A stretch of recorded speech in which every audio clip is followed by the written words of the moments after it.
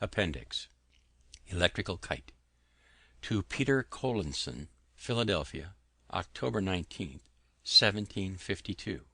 Sir, as frequent mention is made in public papers from Europe of the success of the Philadelphia experiment for drawing the electric fire from clouds by means of pointed rods of iron erected on high buildings, etc., it may be agreeable to the curious to be informed that the same experiment has succeeded in Philadelphia, though made in a different and more easy manner, which is as follows. Make a small cross of 2 light strips of cedar, the arms so long as to reach to the 4 corners of a large, thin silk handkerchief, then extended. Tie the corners of the handkerchief to the extremities of the cross, so you have the body of a kite, which, being properly accommodated with a tail, loop, and string, will rise in the air, like those made of paper, but this, being of silk, is fitter to bear the wet and wind of a thunder gust without tearing. To the top of the upright stick of the cross is to be fixed a very sharp pointed wire, rising a foot or more above the wood. To the end of the twine, next the hand, is to be tied a silk ribbon, and where the silk and twine join, a key may be fastened. This kite is to be raised when a thunder gust appears to be coming on, and the person who holds the string must stand within a door or window or under some cover, so that the silk ribbon may not be wet, and care must be taken that the twine does not touch the frame of the door or window. As soon as any of the thunderclouds come over the kite, the pointed wire will draw the electric fire from them, and the kite with all the twine will be electrified, and the loose filaments of the twine will stand out every way and be attracted by an approaching finger. And when the rain has wet the kite and twine so that it can conduct the electric fire freely, you will find it streams out plentifully from the key on the approach of your knuckle. As this key, the file may be charged, and from electric fire thus obtained, spirits may be kindled, and all the electric experiments be performed, which are usually done by the help of a rubbed glass globe or tube, and thereby the sameness of the electric matter with which that of lightning completely demonstrated. B. Franklin. The shade of him who counsel can bestow, still pleased to teach, and yet not proud to know, unbiased, or by favor, or by spite, nor dully prepossessed, nor blindly right, who learned, well bred, and though well bred, sincere, modestly bold, and humanely severe, who to a friend his faults can sweetly show, and gladly praise the merit of a foe. Here there he sits, his cheerful aid to lend, a firm, unshaken, uncorrupted friend, averse alike to flatter or offend. He rarely warm in censure or in praise. Good nature, wit, and judgment round him wait, and thus he sits enthroned in classic state. To failings mild, but zealous for desert, the clearest head and sincerest heart, few men deserve our passion either ways. From Father Abraham's speech, 1760. End of Electrical Kite. The Way to Wealth. From Father Abraham's speech, forming the preface to Poor Richard's Almanac for 1758. It would be thought a hard government that should tax its people 1/10 part of their time to be employed in its service, but idleness taxes many of us much more, if we reckoned all that is spent in absolute sloth, or doing of nothing, with that which is spent in the employments or amusements that amount to nothing. Sloth, by bringing on disease, absolutely shortens life.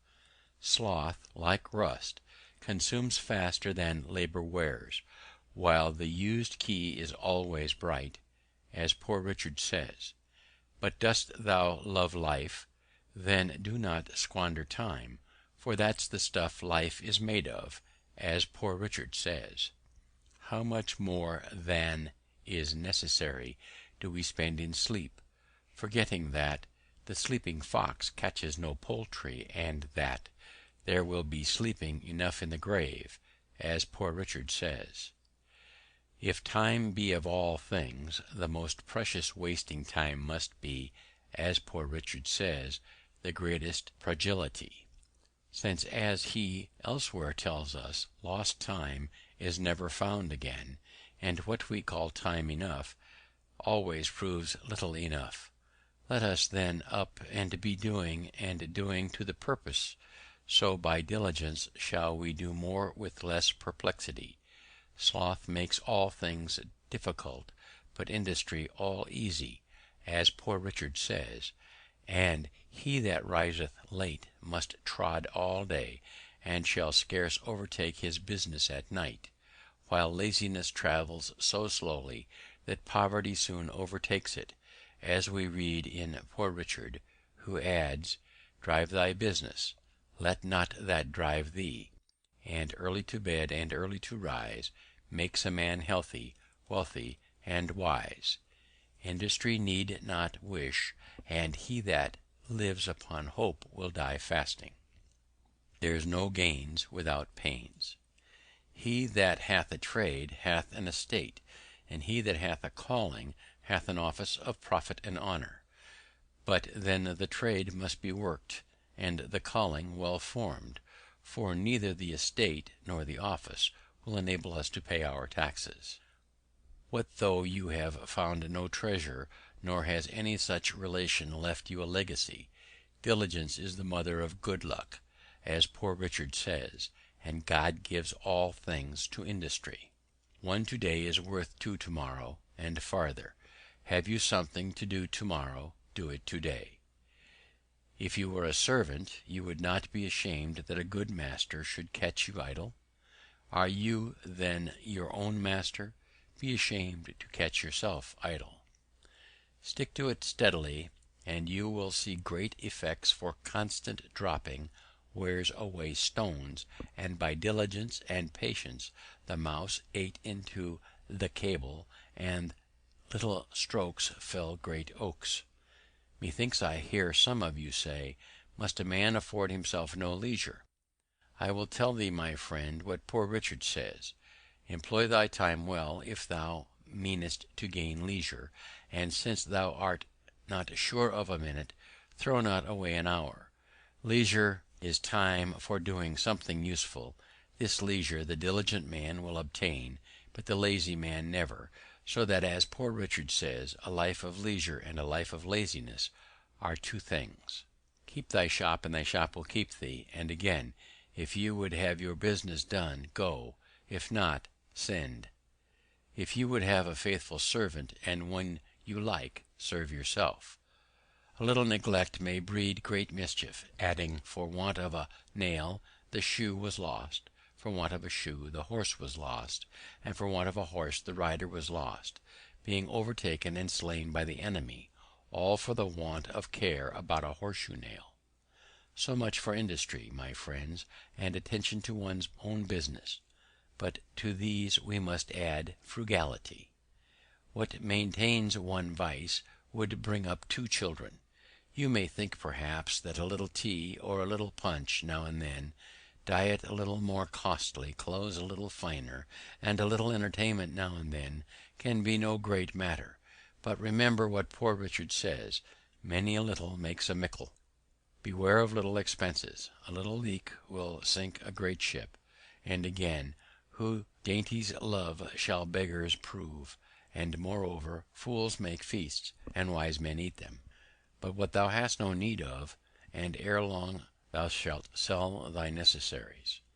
If you would know the value of money, go and try to borrow some, for he that goes a borrowing goes a sorrowing.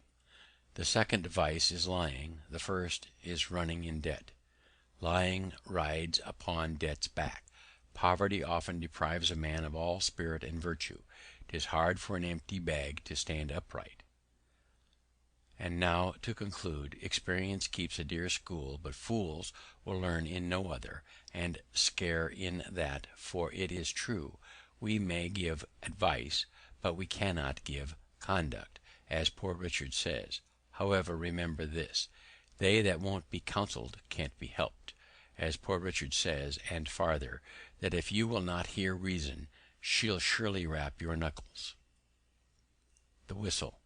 To Madame Brillon. Passy, November 10th, 1779. I am charmed with your description of Paradise, and with your plan of living there, and I approve much of your conclusion that in the meantime we should draw all the good we can from this world. In my opinion, we might all draw more good from it than we do, and suffer less evil, if we should take care not to give too much for whistles, for to me it seems that most of the unhappy people we meet with are come to by neglect of that caution. You ask what I mean? You love stories, and will excuse my telling one of myself.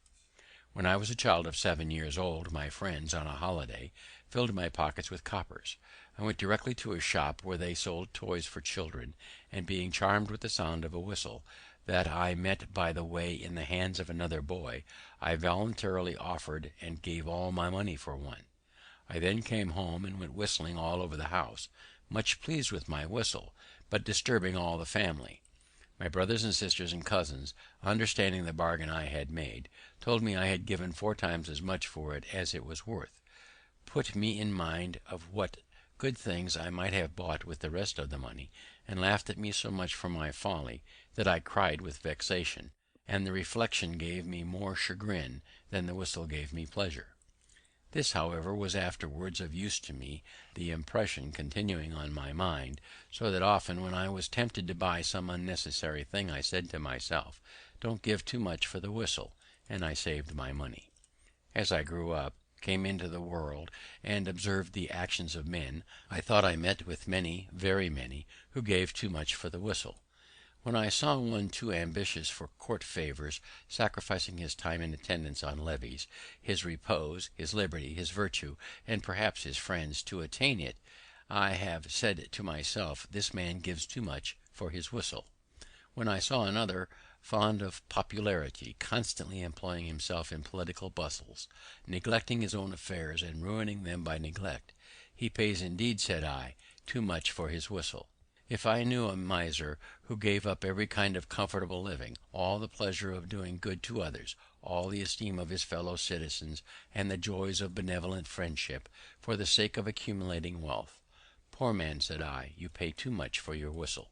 When I met with a man of pleasure, sacrificing every laudable improvement of the mind, or of his fortune, to mere corporal sensations, and ruining his health in the pursuit, mistaken man, said I, you are providing pain for yourself instead of pleasure.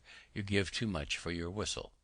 If I see one fond of appearance, or fine clothes, fine houses, fine furniture, fine equipages, all above his fortune, for which he contracts debts and ends his career in a prison, alas, say I, he paid dear, very dear, for his whistle. When I see a beautiful, sweet-tempered girl married to an ill-natured brute of a husband, what a pity, say I, that she should pay so much for a whistle.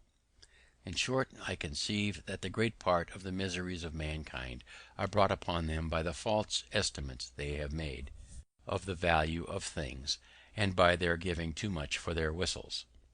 Yet I ought to have charity for these unhappy people when I consider that, with all this wisdom of which I am boasting, there are certain things in the world so tempting, for example, the apples of King John, which happily are not to be bought, for they were put to sale by auction. I might very easily be led to ruin myself in the purchase, and find that I had once more given too much for the whistle. Adieu, my dear friend, and believe me ever yours very sincerely, with unalterable affection, B. Franklin. A letter to Samuel Mather. Passy, May 12th, 1784. Reverend Sir, it is now more than 60 years since I left Boston, but I remember well both your father and grandfather, having heard them both in the pulpit, and seen them in their houses. The last time I saw your father, it was the beginning of 1724, when I visited him after my first trip to Pennsylvania. He received me in his library, and on taking leave, showed me a shorter way out of the house through a narrow passage, which was crossed by a beam overhead. We were still talking as I withdrew. He accompanied me behind, and I turned partly towards him, when he said hastily, "Stoop, stoop." I did not understand him till I felt my head hit against the beam. He was a man that never missed an occasion of giving instruction, and upon this he said to me, "You are young and have the world before you. Stoop as you go through it, and you will miss many hard thumps." This advice, thus beat into my head, has frequently been of use to me, and I often think of it when I see pride mortified and misfortunes brought upon people by their carrying their heads too high. B. Franklin. The End. End of Appendix. End of the Autobiography of Benjamin Franklin.